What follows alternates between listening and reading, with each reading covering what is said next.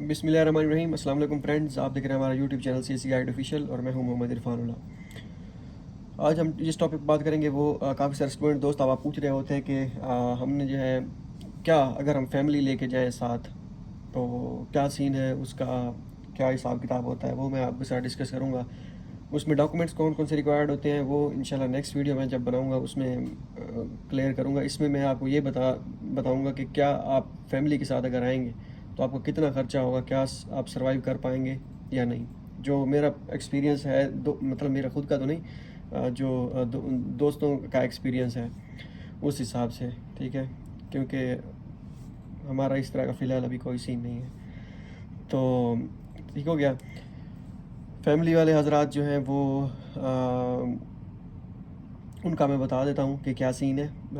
अगर तो आप फैमिली के साथ आना चाहते हैं चाइना तो भाई CSE स्कॉलरशिप अगर आपका है, अगर आप PhD के स्टूडेंट हैं तो आपका 3,000 तो यूनिवर्सिटी वाला स्टाइपेंड हो गया, ठीक है। उसके बाद इसके अलावा 1,000 RMB आपको एक्स्ट्रा मिलेगा, ठीक है।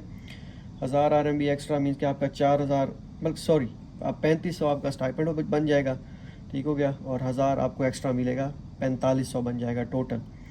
अब डिपेंड करता है कि आपको यूनिवर्सिटी में तो रहने नहीं देंगे वो, क्योंकि यूनिवर्सिटी में आप फैमिली के साथ नहीं रह सकते। यूनिवर्सिटी डॉम में आपको आउटसाइड अपार्टमेंट लेना होगा। अब कुछ यूनिवर्सिटी जैसे हुनान यूनिवर्सिटी है, HUNAN, वो अलाउ नहीं करते, फैमिली वीज़ा ही नहीं देते। वो कहते हैं नहीं, हम आपको जो है हम फैमिली वीज़ा अलाउ ही नहीं करते।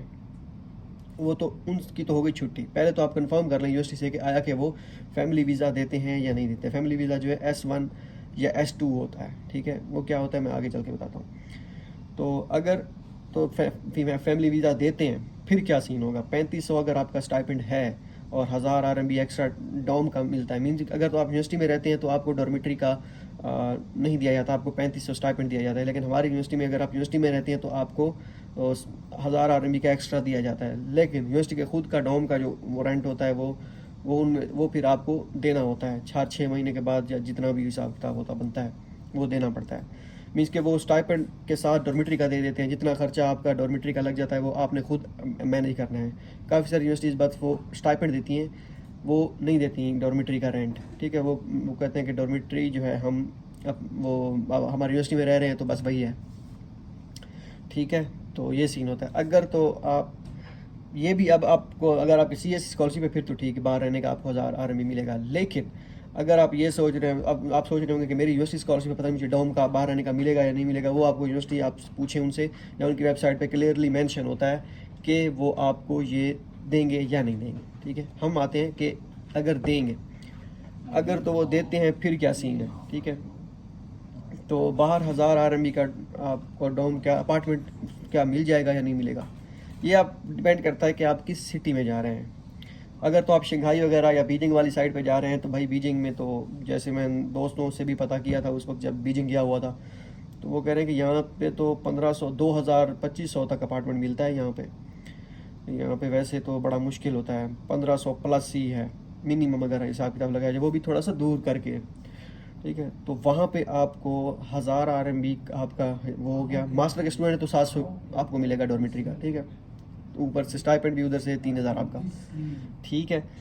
तो फिर जो है अगर फॉर एग्जांपल अगर आपका 2,000 RMB, 1,500 RMB डॉर्मेट्री का खर्चा पड़ जाता है, हमारा जहाँ हम रह रहे हैं जंगजो सिटी में, कनान प्रोविंस में, यहाँ पे 1,000 RMB का बाहर आपको मिल जाता है अपार्टमेंट रूम, खुला रूम होता है, ठीक है। उसमें किचन भी होता है, वॉशरूम भी, और वॉशिंग मशीन भी, हीटर भी, मतलब AC वगैरह सारा कुछ। वो मियाँ बीवी आप सही रह सकते हैं अगर तो आप, ठीक है, हाँ ठीक है, मियाँ बीवी आपके लिए कोई मसला नहीं बनेगा जो फैमिली आएगी। अगर बीजिंग वगैरह या किस सिटी में जा रहे हैं वहाँ पे क्या सीन है, क्या अपार्टमेंट सस्ते हैं या महंगे हैं, वो डिपेंड करता है उस सिटी पे कि क्या वो सिटी आपके लिए सूटेबल होगा या नहीं होगा। हो गया। अगर फॉर एग्जांपल 1,000 RMB जैसे हमारा है, हमारे जो है दोस्त अब रह रहे हैं बाहर, तो वो जो है कितना खर्चा हो जाएगा बाहर रहने का, फैमिली क्योंकि अकेला बंदा तो मैनेज कर रहे हैं, तो इतना खर्चा खुद अगर करेंगे, 3,000 आपका अगर स्टाइपेंड है और या 3,500 है, तो उसमें से खाने का आपका और आपकी जो है फैमिली का, वाइफ का, ज़्यादा से ज़्यादा 700 800 हज़ार RMB आ जाएगा बस। बाकी 2000 RMB आपको फिर भी बच जाएगा। चले 1500 RMB आपका खर्चा आ गया, 1500 RMB फिर भी आपको बच जाएगा। वो आप सेव करें या घर भेजें पीछे माँ बाप को, जिनको भी भेजना है, बहन भाइयों को, तो वो आप पे डिपेंड करता है, ठीक है। तो फिर मसला नहीं है। लेकिन अगर आपके बच्चे हैं, मतलब एक बच्चा या 2 बच्चे, तो फिर आपको जो है केयर करनी होगी इस हवाले से, क्योंकि बच्चों के थोड़े से खर्चे भी ज़्यादा होते हैं। एक्सपीरियंस तो नहीं है, क्योंकि अभी तक जो है वो हम उस लिस्ट में शामिल नहीं हुए, क्या कहते हैं, अज़दवाजी लाइफ में हमारे शामिल नहीं हुए, दूर दूर तक फ़िलहाल कोई नहीं सोचा अभी फ़िलहाल, ठीक है। तो इस वजह से दूसरों का एक्सपीरियंस मैं आपको बता रहा हूँ। तो हाँ, तो उसमें फिर आपके ख़र्चे बच्चों के डिपेंड करता है। अगर किसी की तबीयत वगैरह ख़राब होगी, इंश्योरेंस वगैरह मेरा नहीं ख्याल कि कोई ऐड होगी उसमें। इंश्योरेंस सिर्फ आपकी होगी, आपके बेस पे उनकी हो तो पता नहीं। हमने अपनी एडवाइज़र से पता किया था, वो कह रही थी कि वो आप अपनी क्या कहते हैं, आप इमिग्रेशन वाले या एम्बेसी से पूछें। तो मेरा नहीं ख्याल कि उनकी किसी की वो होगी इंश्योरेंस। तो अगर कोई बीमार वगैरह हो गया खुदा न खास्ता, या फिर उनके खाने पीने का खर्चा आगे पीछे, तो वो आपको, आपका स्टाइपेंड फिर इधर ही होगा। तो इस चीज़, एक अगर बच्चा है या बच्ची है आपकी बेटी, तो फिर इतना वो नहीं है। चले फिर भी कभी कभार डर भी लगता है कि अगर खुदा न खास्ता कोई बीमार हो गया, तो वो भी आपके माइंड में होना चाहिए कि ऐसा ऐसा सीन है। फिर भी स्टाइपेंड के साथ आप गुजारा कर सकते हैं, ठीक है। शंघाई और बीजिंग, चेंगडाओ मेरे ख्याल में वो भी थोड़ा सा एक्सपेंसिव है। बाकी शियान हो गया, ग्वांगचो, मेरे ख्याल में वो भी इतना वो नहीं है। तो ये सारे सिटीज़ जो हैं बाकी सस्ते हैं, इतने महंगी नहीं है। हमारे वाला तो परफेक्ट है भाई, हमारा ज़बरदस्त सिटी है, यहाँ पे तो मज़े हैं, ठीक है। इसमें इतना एक्सपेंसिव नहीं है। ये हो गया, या हाँ बस यही है। अब बातें हैं कि ये वीज़ा कौन सा होता है, S1 S2।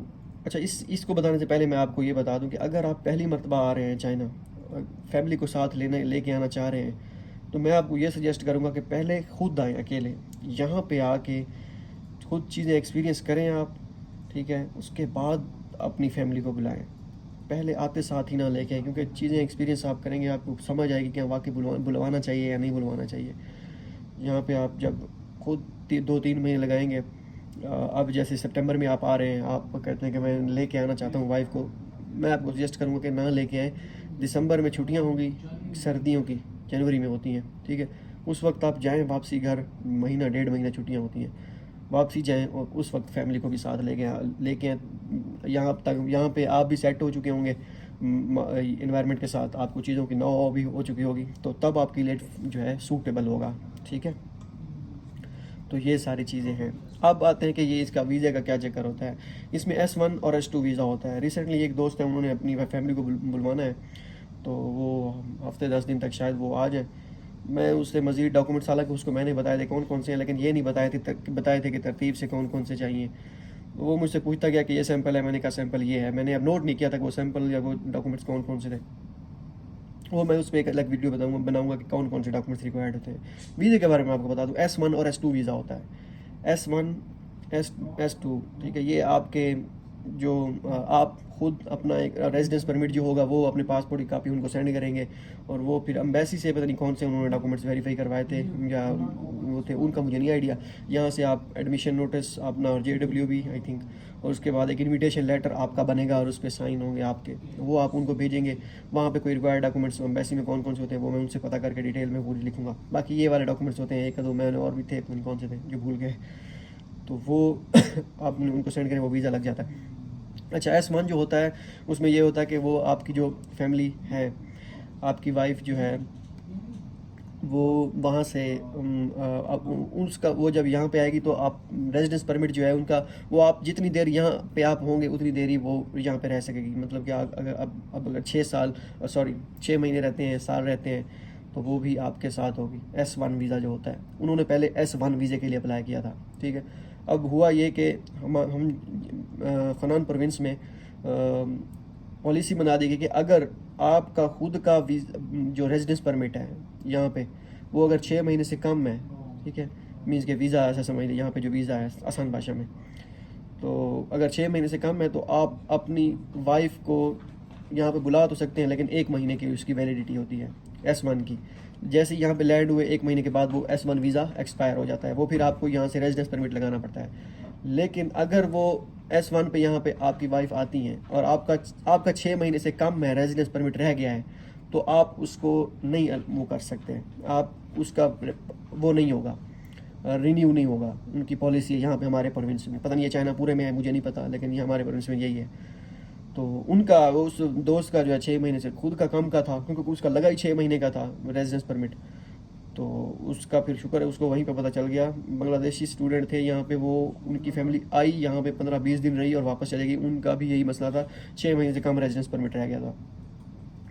तो रेजिडेंस परमिट जो है 6 महीने से अगर कम हो और 1 महीने से अगर कम रह जाए तो आप अप्लाई कर सकते हैं दोबारा रेजिडेंस परमिट के लिए। उससे पहले आप रेजिडेंस परमिट के लिए अप्लाई नहीं कर सकते, ठीक है, क्योंकि वो यहाँ पे पॉलिसी है।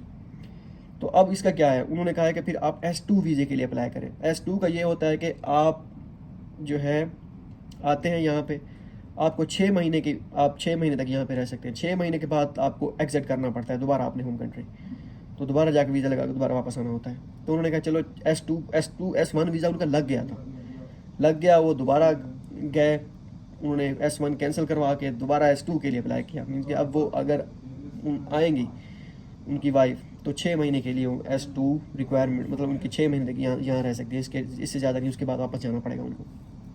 खैर 6 महीने तो है। तो ये सीन है S1 और S2 का फैमिली वीज़े का।